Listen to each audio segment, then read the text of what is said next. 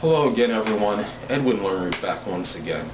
In this YouTube astrological segment, I'm going to be dissertating and talking about the South Node and major adverse aspect to the Sun in the natal horoscope.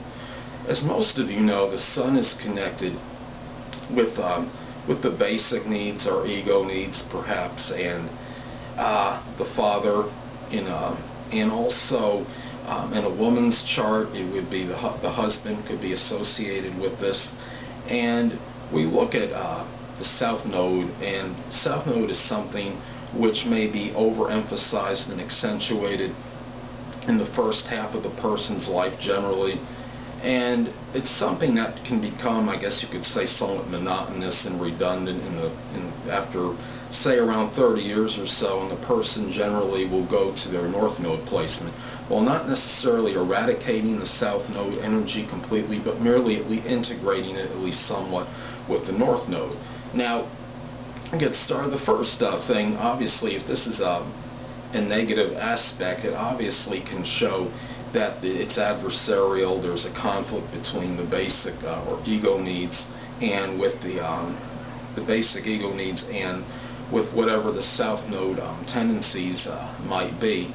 This could indicate perhaps there was not, maybe there might have been some conflict with the father, or contentious situation with the father in the early part of the person's life, and it could show in a woman's chart that maybe the compatibility might have been some compatibility issues with the woman's husband to some degree. The South Node might have conflicted with the basic or ego needs of the person, and wherever the person felt like they needed to shine, no pun intended, may have conflicted with whatever the South Node needs may have been, or whatever those tendencies were. So that could be that's something to take note of there. And example could be if somebody, say, has the South Node in Scorpio and they have the Sun in Leo. Well, the Sun in Leo is obviously about being extroverted and flamboyant and can be attention-getting, while the South Node in Scorpio might want to strongly emphasize things of a private nature and things that are secretive and probing and intense. And there's obviously a conflict with that energy, especially that you have an introverted sign with an extroverted sign. And you look at these aspects, and the one, I guess you could say, the one positive could be if somebody has, say, the opposition between the South Node and the Sun. That would mean the North Node would be in conjunction with the Sun. So it could show perhaps a little bit more harmonizing effect with the father, perhaps in the latter part of the person's life. And in a woman's chart, it would be strong compatibility with a husband from age 30 and beyond that. So it would be more integrating at that point in time. So look at this, and it just basically where we see a difference in, I guess you could say, in the way that the South Node would be going, and then as far as the Sun, the direction of the Sun. If somebody, let's say you have like an opposition.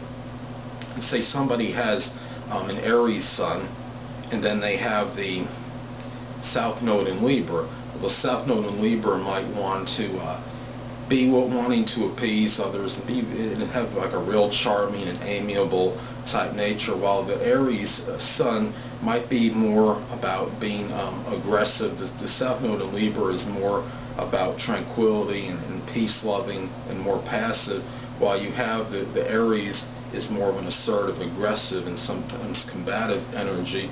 So that's how you can have the conflict in that particular instance as well.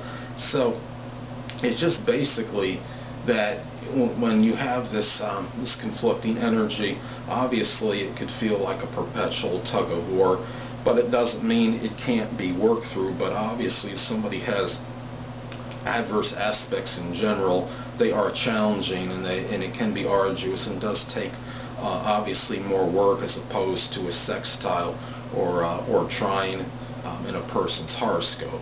So the thing to remember is that just because something like this is negative, is somewhat negative, it's adversarial, but it does. The one good thing about, I guess you could say, negative aspects, and it prevents one from becoming complacent and relaxed, and it gives someone to work through. But other than that, there's not really, obviously, a whole lot of positive in that, unfortunately. But the person can still work through, and having the advantage of knowing and having at least a fundamental understanding of astrology and the aspects, of course, does help the situation for the person. So anyway, people, that'll conclude this YouTube astrological segment for the South Node in major adverse aspect to the Sun in a natal horoscope. And stay tuned next time, where I'll be dissertating and talking about the Moon conjunct the South Node in a natal horoscope. Two things I want to get with you on before I head out. Firstly, the stars may impel but do not compel. And secondly, never isolate any single astrological element, aspect, planetary placement, position, configuration, influence, or what have you, and make an analysis of a person, astrologically speaking, based on this alone. Because a person astrologically is the sum of all their components in their natal chart, and not just one. Until next time, people, stay well.